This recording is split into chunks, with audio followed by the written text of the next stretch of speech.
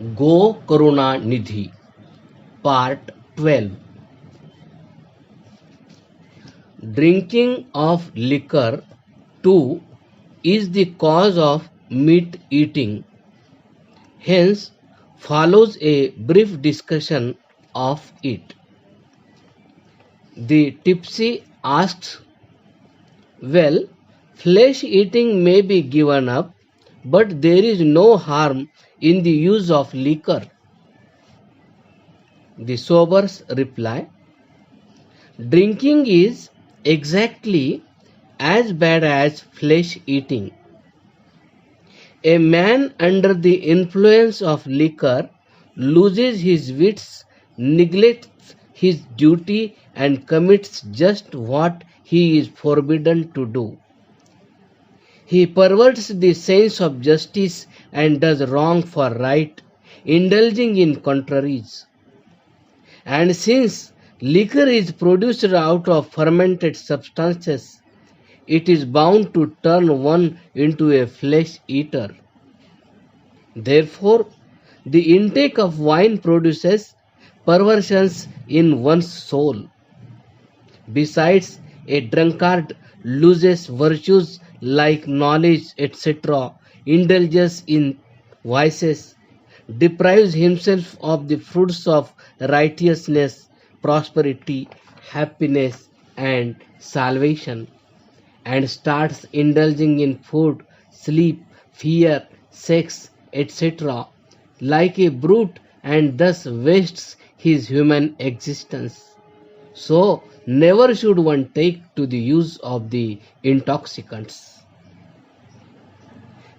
Things like bhang, hemp, etc. are also as intoxicating as liquor. One should therefore never take them because they vitiate the reason and induce us to mischief, sloth, violence, etc. Hence, they too are absolutely forbidden like liquor. Therefore, a righteous and noble man, why don't you protect these animals with all your body, mind, and wealth? Alas, it is a great pity that when the butchers take away cows, goats, and the like animals, and peacock and the like birds for slaughtering, these helpless creatures look to us and protest to the ruler and the people alike. See, they are going to kill us mercilessly for no fault of ours. We, on the other hand, do not want to be killed.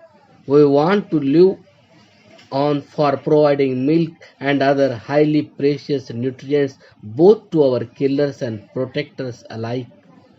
See, all that we are and we have is for the good of others, and that is why we call upon you to save us from the clutches of death. We cannot explain our woe in your language, and you do not know our language. Otherwise, in the same manner as you do, would we not seek capital punishment for our killers by approaching your judicial system? At the moment, we are in a terrible plight because nobody offers to save us. And if someone rises in support of us, the carnivorous people get antagonized to him. In any case, it is natural for such self-seekers to turn antagonistic to the benevolent people, because swarthi dosham na pashyati, that is, a selfish person overlooks his own faults and without minding the harm being done to others, seeks pleasure and happiness for himself. The good, however, must do their best to save the animals as the Arya people have commendably been doing since beginning of the creation till today, in consonance with the Vedic commandments. Indeed, all the virtuous people living on the earth ought to do likewise. Blessed are the Arya inhabitants of Aryavarta who, accordance with the laws of God's creation, have devoted and are still devoting their body, mind, and wealth to the service of others. To this end, the kings, emperors, chieftains, and wealthy people in Aryavarta used to reserve half of their territory for pastures and forests so as to sustain animals and birds, resulting into the production of milk and the like pure substances which from the essence of all medicament and the consumption of which promotes virtues and merits like health, intellect, physical strength, progress, etc. If the trees are in plenty, it will lead to plenty of rain and water and greater moisture and purity in the air. A large number of animals and birds are a source of larger quantity of manure. But the people at present tend to conduct themselves contrary to such values. Resultantly, the jungles are being destroyed, animals being killed or got slaughtered for food, diseases being spread and multiplied with the human excrement being used as manure in the fields. Thus a deal great deal of evil is being done to the whole world by self-seeking people who pay no heed to the welfare of others. All this is contrary to good conduct. Vishadapi amritam grahyam. The principle of the virtuous people is that we must obtain nectar, good, even from poison, that is evil.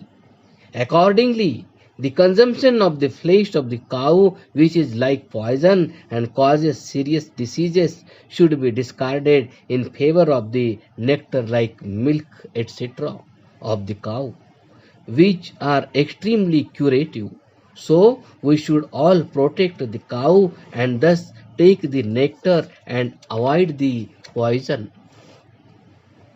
Listen, brothers, of what use are your body, mind, and wealth if not used for others' good through the protection of the cow? Look, benevolent is the nature of God, the Supreme Being, who has created all this world and all substances therein for the good of others.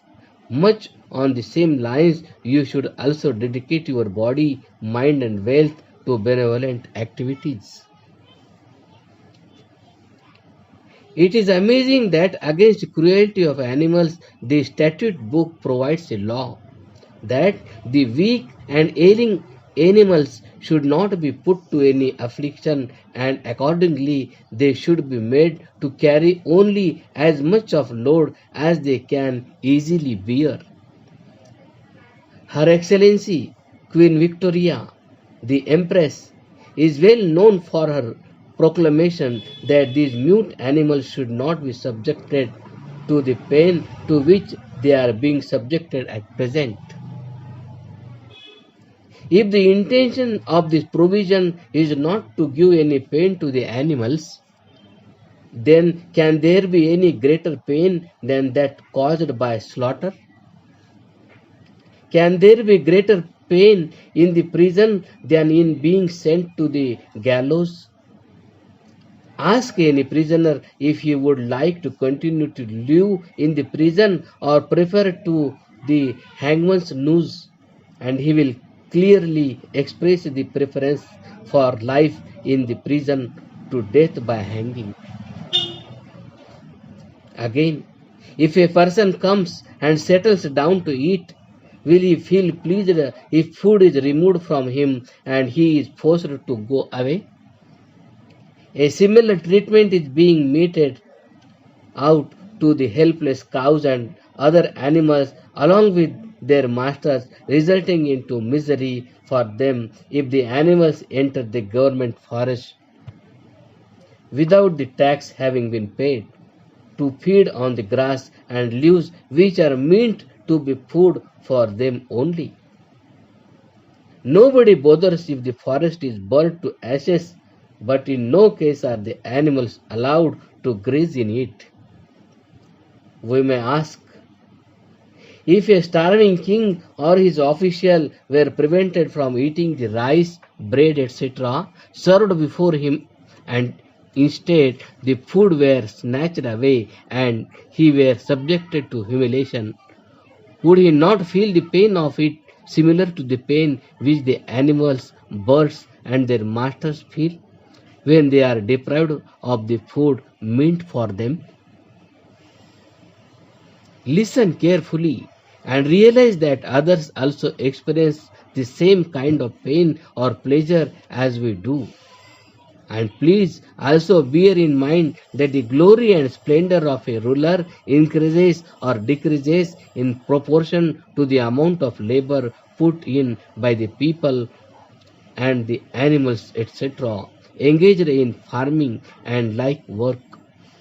The ruler receives taxes from his people only to protect them properly and not to exterminate cows and other animals which are a source of happiness both for the ruler and for his subjects. However, let bygones be bygones. But in future, please keep your eyes open and commit to harmful deeds, nor allow such deeds being done by others.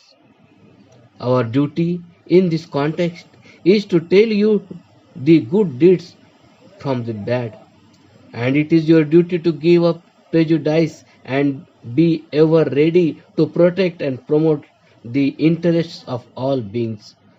May the Almighty Lord of the universe bestow his blessings on all of us so that we stop doing all that is detrimental to the universal good and engage in universally beneficent tasks so as to lead all to happiness. Remember what has been said here and do not ignore it.